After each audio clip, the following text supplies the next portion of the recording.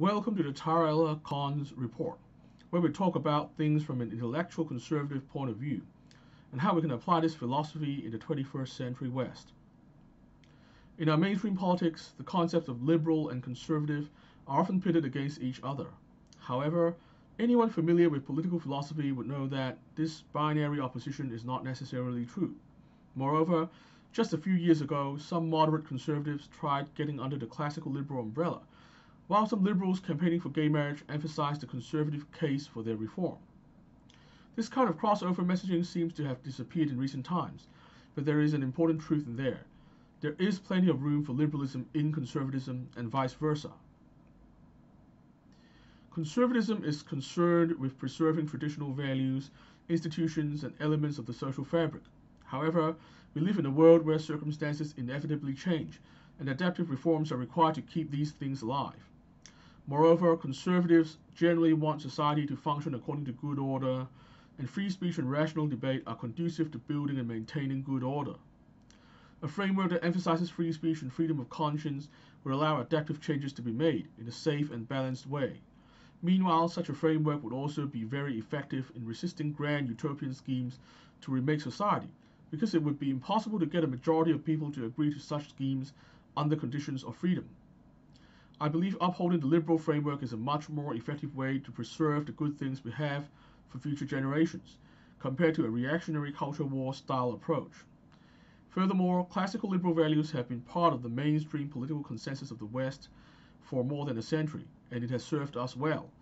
Therefore, a conservatism dedicated to conserving the fundamentals of our social contract would also conserve these values.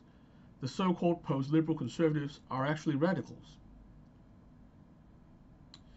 The case for liberalism having a conservative side is perhaps less often heard of, but in our current context it is perhaps no less important.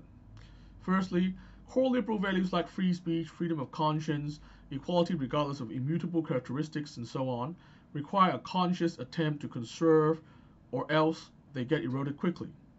Right now, forces on both the left and the right want to compromise these values when it suits them, and we need to actively defend these values. Secondly, I recently came to the realization that liberal values only make sense if we assume there is at least something worth preserving in the status quo. The freedom afforded by liberalism enables debates and experiments about what to preserve and what to change. Postmodern critical theory activism has shown us that if every existing structure is oppressive and needs to be dismantled, liberal values would actually be a hindrance. This actually makes sense because the liberal framework resists radical change. Logically then, to be a liberal would imply believing that at least some things are worth conserving.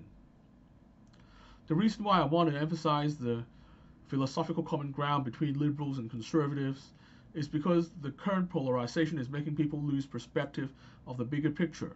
The polarization is created by both traditional and social media, and actively encouraged by those with various agendas, as well as those who stand to gain in one way or another. But if you take a step back and look at the bigger picture, it suddenly looks more artificial and even sort of ridiculous.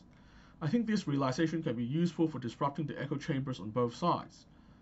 That's all for today. I'll be back next time to discuss another big idea. Remember, on this show, the personalities don't matter, it's the ideas that matter. Until next time, remember to resist conformity and stay positive. Our future depends on it.